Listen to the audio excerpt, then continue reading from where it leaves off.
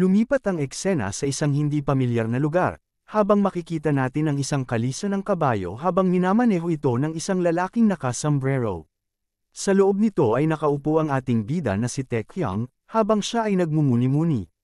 Habang iniisip ang mga nangyari sa kanya noong nakaraang 3 araw, ay sinusubukan niyang mag-log out sa laro, ngunit ang resulta ay pareho lang. Naiintindihan ni Taekyung na nasa gitna siya ng paglalaro ng virtual reality game o tinatawag na MRM. Ito ay isang uri ng martial arts game, ngunit hindi ka makakalabas. At ayon sa user's manual, kung mamatay ka sa larong ito, mamamatay ka rin sa totoong buhay. Sa simula, ang tanging ginawa niya ay umupo, umaasang may makakakita sa kanya sa labas ng mundo at makakapagligtas sa kanya. Ngunit walang nangyari. Napagtanto niya na maliit lang ang hansa na maligtas siya. Ngunit, nakaisip ito ng paraan. At dito niya naisip na ayon sa user's manual, sinasabi nito na ang manlalaro ay hindi makakalabas ng kanilang sariling kagustuhan. Na nangangahulugang kung matutugunan ang ilang kondisyon sa larong ito, maaaring makalabas siya. Pagkatapos ng 3 araw ng mental na paghihirap, nagpasya si Taekyung na mag-focus sa paggawa ng quest upang mag-level up. Upang makamit ito, sinabi ng ating bida na kailangan niya makahanap ng lugar kung saan hindi may lalagay sa panganib ang kanyang buhay, at kung saan makatanggap din siya ng maraming tulong mula sa ibang tao. Sinabi din niya na kung siya ay maging kalmado at focus sa laro, siya ay makakabalik sa totoong buhay. Mariing sinigaw nito na siya ay lalaban. Pagkatapos, inutusan ng ating bida na buksan ang quest menu. At dito lumabas ang part 2 ng kanyang tutorial. Nang pindutin nito ang yes, ay lumabas ang quest dialog box. Sinasabi dito na kailangan niyang mangolekta ng pangunahing impormasyon at kumuha ng disenteng pag-unawa sa kanyang kasalukuyang sitwasyon. Sinasabi din ng sistema na ang mundo ng MRM ay nananatiling isang hindi pamilyar na lugar para sa iyo. Mula ngayon, kailangan mong umasa sa iyong tanging lakas na kilala bilang ang sistema. At ang layunin nito ay i-distribute ang iyong status points sa character profile at ang iyong mga points sa skills menu. Mag-equip ng item mula sa iyong inventory. At ang mga gantimpala ng quest ay Keen Spear. Nang binuksan ni Taekyung ang character profile, ay bumungad ang kanyang stats at mga kakayahan. Nagsalita siya na hindi ba't dapat ako ang anak ng isang kilalang prestihiyosong pamilya sa MRM? Bakit ako ay nasa level 10 lamang at isang third-rate warrior? Well, marahil ang pagiging anak ng isang maharlika at ang kahihiyan ng pamilya ang dahilan. Sinubukan ni Taekyung na ilaan ang kanyang mga stat points sa pagpapataas ng kanyang strength. Ngunit napagtanto niya na dapat siyang mag-ingat sa paggamit ng kanyang stat points kaya nagpas siya itong maglagay muna ng 1 point sa kanyang stat sa chi.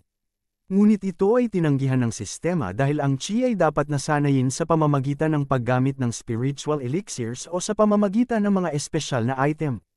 Naisip ni Taekyung na ang intelligence ay hindi kailangan sa ngayon. Kaya't nagtuon siya ng pansin sa kanyang survival.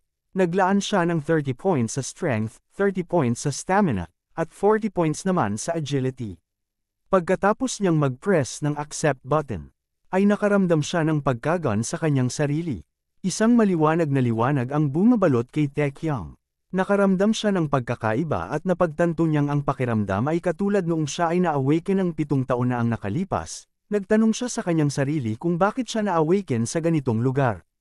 Nagbigay ng alerto ang sistema, sinasabi na siya ay umusad sa isang second-rate warrior at nakumpleto niya ang kanyang quest. Pagkatapos ay binuksan ni Taekyung ang skills dialogue ngunit agad niyang natuklasan na dahil sa hindi pagsasanay sa martial arts, nakalimutan niya ang lahat ng mga teknika. Kaya't nag-isip siya kung saan niya maaaring ilaan ang kanyang ability points.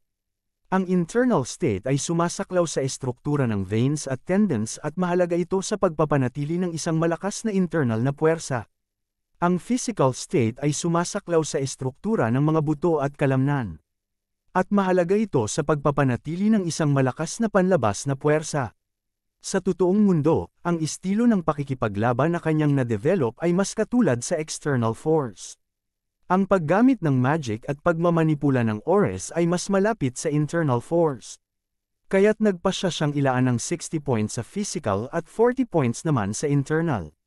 Pagkatapos ng pagtanggap, naramdaman niyang may malaking pagbabago sa kanyang katawan. Patuloy siyang nagpapawis mula sa katawan. Nararamdaman niya ang lakas na umaapaw na may hilaw na lakas. Naisip niya, iba ang lugar na ito kumpara sa totoong mundo. Sa tulong ng sistema na ito, maaari siyang maging mas malakas kaysa dati. Binanggit din niya na meron siyang 7 taon na karanasan sa pakikipaglaban. Hindi niya alam kung ano ang limitasyon ng lakas na ito ngunit gagamitin niya ito ng husto at siya ay magsusurvive. Binuksan ni Taekyang ang inventory at nag-equip ng nag-iisang item. At ibinalik ang kanyang silk clothing set. Nagbigay ng alerto ang sistema, na natapos na niyang ma-equip ang item sa kanyang inventory at ang part 2 ng kanyang tutorial ay nakumpleto na rin at nakatanggap siya ng gantimpala. Pagkatapos nagkaroon na siya ng access sa tutorial ng part 3 sa Chain Quest. Natuwa si Taekyang sa gantimpalang Kin Spear na natanggap, at ang epekto ng kanyang spear ay kapag nagkaroon ng direktang hit ay may 5% na tsansa na magdulot ng pagdurugo. Matapos niyang e-equip ang spear, nagbigay ng alerto ang sistema na maghanda. Habang si Taekyang ay nagtataka kung para saan ang paghahanda, ay biglang tinawag ang kanyang pangalan ng kutsero. Nagsalita ang kutsero na tila mayroon silang maliit na problema. Lumabas si Taekyang at tinanong, anong ibig mong sabihin? Nagbigay ng alerto ang sistema, na may layunin, alisin ang mga bandido at ang gantimpala ng quest ay ang buong paggaling. Kapag siya naman ay mabigo sa kanyang quest ay magdudulot ito ng kamatayan. Napaisip naman ang ating bida na si Taekyang na tila hindi ito isang maliit na problema ang kakaharapin niya. Ang isa sa mga nakaharap nilang bandido ay si Jang Sam, isang lalaking hindi umalis sa paligid ng 5 dakilang bundok. Pagdating ng edad na 20, naging leader siya ng isang grupo ng mga kriminal at nagsimulang pilitin ang mga biyahero na magbayad ng toll para sa pagdaan. Siya ay kumikilos ng walang katapusan mula umaga hanggang gabi, at kalaunan ay nakilala bilang isa sa pinakamasamang bandido na nagbigay takot sa maraming tao. Sa mga araw na yun nakita ng kanyang pangkat ang sinasakyang kalisya ni Taekyang at iniisip nila na marami itong dalang pera. Kaya ng sandaling yun na pagdesisyonan ng grupo na harangin ang sinasakyang kalisya ni Taekyang. Sumigaw si Jang Sam na, ibigay mo ang lahat ng meron ka. Sinabi ng kutsero na may 6 silang lahat, at mukhang hindi sila naglatag ng isang ambush. Kinumpirma naman ng ating bida ang sinabi ng matanda kung sila ba ay 6. Nagsalita ang matanda na ang mga bandidong tulad nila ay karaniwang nangyayari, pero ito ang unang pagkakataon na makita niya sila sa rehiyong ito. Nagtanong naman si Taekyang sa kanya kung bakit. Sinabi ng matanda na sa labas ng 5 dakilang bundok, halos siguradong kamatayan para sa kanila ang umatake sa sinuman mula sa isang pamilya ng martial arts. Dagdag pa niya na ang pagsubok na magnakaw sa teritoryo ng mga pamilya ng Jin ay isang hanggal. Kaya napaisip si Taekyang kung ang matandang ito ay may tinatagong galing dahil napakakalmado niya sa sitwasyong ito. Nang magsalita ang matanda kung siya na ba ang bahala humarap sa kanila ay agad napaisip si Taekyang na tiyak na siya ay isang martial arts master. Dinagdag pa niya na hindi lang siya basta-bastang karaniwang kutsero. Kaagad na tinawag ng bandido ang pansin ng matandang lalaki at iginigiit kung hindi ba niya narinig ang kanyang mga sinabi. Kaagad lumapit ang matanda sa kanilang harapan at binalaan kung bakit sila naglakas ng loob na harangan ang kanilang daanan. Nagsalita ang matanda na para sa lahat ng masasamang bagay na ginawa mo, dapat kong tusukin ang iyong mga mata, pira-pirasuhin ang iyong katawan, at patayin ang buong pamilya mo hanggang sa 9 na henerasyon. Pabirong nagsalita ang bandido na siya ay natatakot sa kanyang mga walang kwentang narinig. Nagtanong ito kung siya ba ay nag-e-escort ng isang emperor o ng isang basura. Hinihingi sa kanya na gusto nitong makita ang mukha ng anak ng Maharlika. Agad naman nagbigay ng babala ang matanda sa kanya na siya ay magsisisi sa kanyang mga sinabi, at iginiit na wala pang tao may nakasurvive nang makita ang mukha ng kanyang master. Nagsalita ang bandido na gusto na niya makita ang mukha ng tinutukoy ng matandang lalaki. Habang sa likuran ng matanda, ay nakamasid ang ating bida na si Taekyang at sinasabi na makasaksi na siya sa kahusayan ng isang martial arts master. Pagkatapos makipag-usap ang matanda sa mga bandido, ay dali-dali itong bumalik sa kanilang kalisya, at napamura naman si Taekyang kung bakit ito bumalik dito. Nagsalita ang matanda sa kanya nang mukhang kailangan mong lumabas at makipagkita sa kanila. Sila ang uri ng mga bandido na kailangang makita ng personal ang nakakatakot na lakas na taglay mo. Siguro hindi pa nila nakikita ang tunay na kapangyarihan ng isang martial master. Sinabi din ng matanda na kailangan niyang turuan sila ng leksyon. Nagsalita ang matanda ang tungkol sa usap-usapin na siya ay isang Heavenly Jin Blade. Sinabi nito na narinig niya ang kanyang kwento na sa murang edad na 20, siya ay isang henyo na swordsman na umabot na sa tuktok ng mundo ng Merim. Sinabihan din niya si Taekyang kung marinig ito ng bandido ang tungkol sa kanyang kwento ay tiyak na makakaramdam ng mga pagkakilala at takot ang mga kalaban. Sa puntong ito, nagtataka si Taekyang kung ano ang pinagsasasabi ng matandang ito at sinabi niya, "Sa tingin ko, nagkakamali ka ng pagkaunawa." Sumigaw ang matanda sa mga bandido, "Hindi mo ba alam kung sino ang taong ito?" Siya ang pangalawang anak mula sa pamilya Jin ng Taiyuan, ang kilalang martial master sa Shanxi Province. Agad niyang tinuro ang ating bida at sinabi, siya ang Heavenly Jin Blade, Master Jin Mukyang. Ngunit ipinakilala ng ating takmol na bida ang sarili niya, at nagsabing ako si Taekyang. Nanatiling nakatayo ang mga bandido na nakatingin sa kanya. Pagkatapos ng paglalahad ni Taekyang, ay agad na napaisip ang matanda sa kanyang binanggit na pangalang Jin Taekyang. Sa sandaling iyon, sinabi ng ating bida sa kanya na yun sana ang kanyang sinisikap sabihin kanina na siya ay hindi si Jin Mukyang, kundi siya si Jin Taekyang. Kaagad naman sumagot ito, ang tinutukoy mo ba ang walang silbing pangatlong anak? Nang makumpirma ito ni Taekyang ay agad nagsimulang maglaway ang matanda at nawala ng malay. Nang mga oras na yun sinabi ng ating bida na napakatanga niya para isipin na ang matandang ito ay isang master sa martial arts.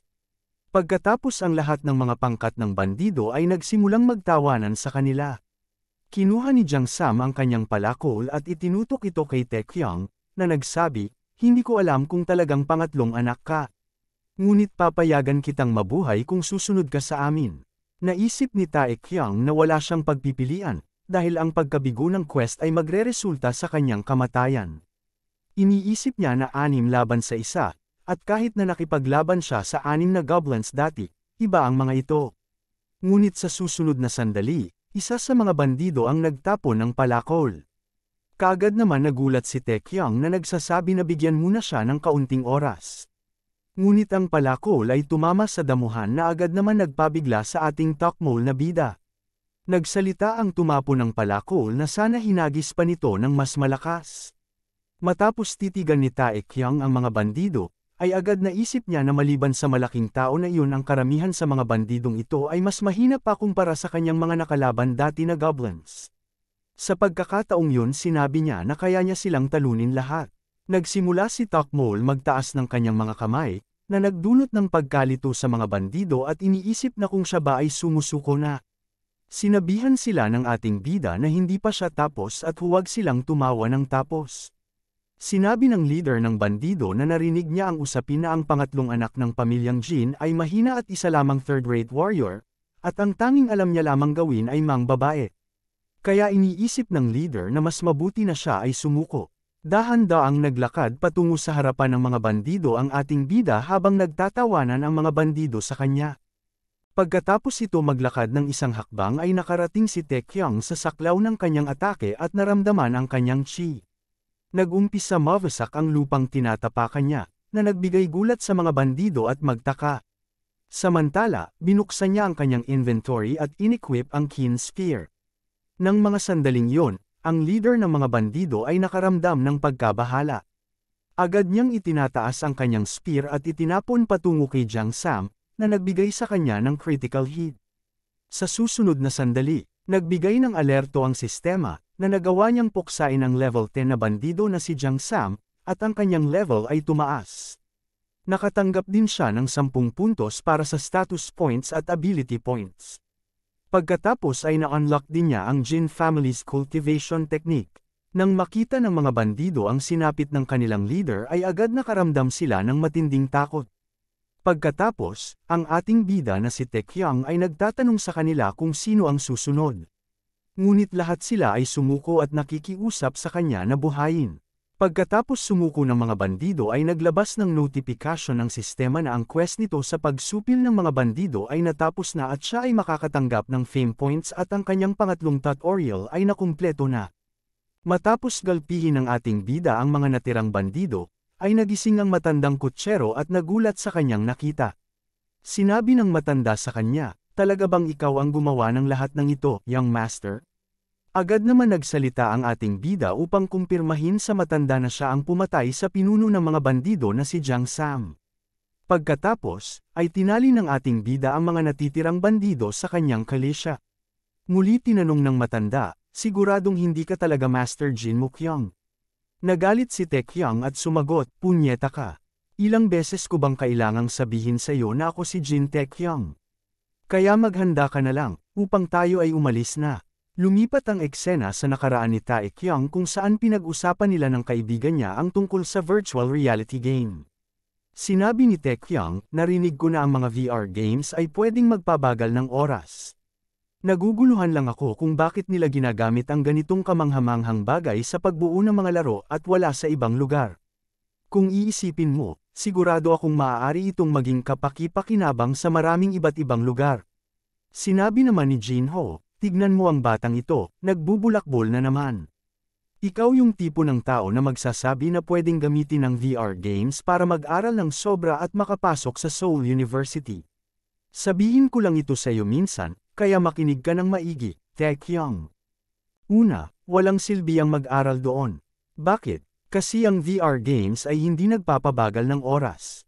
Ginagawa lang nitong pakiramdam mo na parang bumabagal ito. Sa mas simpleng termino, ang oras ng paglalaro mo ay nakadepende sa dami ng data na kaya mong itago sa utak mo. Kaya kung puwersahin mong ipasok ang mas maraming data, maaaring maramdaman mong bumabagal ang oras para sa iyo. Pero, may limitasyon ng utak sa paghawak ng data. Kapag nasa labas ka na ng laro, karamihan sa impormasyong pinilit mong ipasok sa laro ay mawawala. At tanging ang mga impormasyong ibinigay sa laro ang mananatili. Kaya walang tunay na pagkakaiba sa pag-aaral sa totoong buhay kumpara sa pag-aaral sa loob ng VR game. Bukod pa rito, dahil ang pamamaraang ito ay nagdudulot ng stress sa utak, karamihan sa mga VR games ay ipinamamahagi ang dami ng impormasyong ibinibigay sa utak. Ang karaniwang oras na pagkakaiba ay 1 oras ng impormasyon sa bawat 3 oras sa laro. Nagtanong si Taekyang sa kanya, kung iyon ang pamantayan, may mga mas mataas na pagkakaiba ba? Sinagot siya ni Jinho, kung maganda ang teknolohiya na ginamit para sa capsule, nagiging medyo mas mataas ang mga pagkakaiba. Pero ang halaga ng paggawa ng ganitong kagamitan ay napakataas, kaya karamihan sa mga tao ay hindi kayang bumili nito. Bumalik ang eksena sa loob ng laro, habang bumibiyahe si Taekyang ay nag-iisip siya na 3 araw na siya sa loob ng larong ito, at iniisip niya kung tama ang sinabi ni Jinho, malamang siya ay gising na ngayon. Tinatanong niya kung ano na kaya ang ginagawa ng kanyang kaibigan. Agad napaisip ng malalim ang ating bida, at sinabi na posible kaya ang pagitan ng oras sa loob ng laro at sa totoong buhay ay masyadong malaki. Ngunit naisip niya na ang capsule na iyon ay mukhang basura. Pero kung titingnan ang quality ng game's graphics, ay masyadong maganda ito, kaya sigurado ako na ang capsule na iyon ay masyadong advanced. Habang nagmumuni-muni si Taekyang, napasigaw ito sa inis at hindi na malaman kung ano ba ang tama. Sa sandaling iyon, ang tanging bagay na maaari niyang gawin ay mag-focus sa misyon. Binuksan ni Taekyang ang skill menu. Parehong hindi available ang spears at footwork techniques ng Pamilya Jin. Pagkatapos ay napansin niya na ang cultivation technique ng Pamilya Jin ay nasa tuktok na at medyo maganda. Nagbigay ng alerto ang sistema, Tutorial Part 4. Layunin, Chi Circulation Control. Nang makita ulit ni Taekyang na ang kahihinatnan ng quest failure ay kamatayan, ay agad napatahimik ito. Naisip niya, kung maghihintay pa siya ng kaunti, sigurado siyang maaaring iligtas siya ni Jinho. Ngunit hindi niya alam kung nais niyang ipagsapalaran ang kanyang buhay para sa ilang maliit na quest items. Nagbigay ng alerto ang sistema, at naghihintay sa kanyang tugon. Nagbigay si Taekyang ng nakakatawang ngiti at sinabi, hindi ko tatanggapin. Kaya tinanggihan niya ito. Nagbigay ng alerto ang sistema, hindi mo maaaring tanggihan ang isang tutorial quest. Nagulat si Taekyang sa kanyang nakita. Muli nag-notify ang sistema, kung tatanggapin mo ba ang quest na ito? Nang sandaling yun pareho lang ang pagpipilian at yun ay tanggapin. Sumigaw si Taekyang, bakit 2 accept na button na lang ngayon? Nagbigay ng alerto ang sistema, na automatikong tinanggap ang quest. Sa pagkakainis ay sumigaw si Taekyang ng, "Putang ina mong piece of shit ka." Nagbigay ng alerto ang sistema, ang iyong chi circulation control ay magsisimula na ngayon at ang cultivation technique ng Pamilya Jin ay magpapalakas sa iyong stability. Dahil ito ang iyong unang paggamit ng chi circulation control. Kaya makakatanggap ka ng isang tulong para sa quest na ito. Nag-notify din ng sistema na kung gusto mo bang lumipat sa lugar ng quest helper. Sumagot si Taekyang ng tanggihan. Nagbigay ng alerto ang sistema na automatiko itong tinanggap. Naisip ni Taekyang na parang binabaliwala na lang siya ngayon ng sistema at parang pinagmumukha itong katawa-tawa. Pagkatapos, ay unti-unti siyang inilipat ng sistema sa ibang dimensyon kung saan nandoon ang quest helper. Agad naman nagulat ang ating bida sa mga nangyari. Pagkatapos iminulat ang kanyang mga mata, ay nagtataka si Taekyang kung nasaan siya at narinig ang tunog mula sa likuran na nagsasabi, "Dito ka pumunta." Nang lumingon siya, natuklasan niya na ang helper ay ang matandang lalaki na nakaupo. Nang sandaling yon, nagkatitigan ng matanda at si Taekyang. Sinabi ng matandang quest helper, "Umupo ka ng comfortable hanggat maaari." Naisip ni Taekyang na upang makontrol ang daloy ng chi, kailangan niyang umupo sa lotus position. Binasa ng matandang helper ang kanyang mga iniisip at sinabi, ang mga mahihina lamang ang nagiging macelan sa mga detalye tulad niyan. Para sa mga martial master, walang kabuluhan ang mga bagay na yon. Nagtaka si Taekyang kung naririnig ba ng matanda ang kanyang iniisip, at napagtanto na isa siyang martial arts master.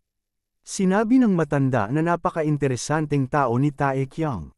Biglang tumakbo ang matandang helper at tinapak ang 3 punto sa katawan ni Taekyang, at nagsabi nito ng, "Huwag kang magulat. Binuksan ko lang ang iyong mga meridians." At sinabihan siyang mag-focus.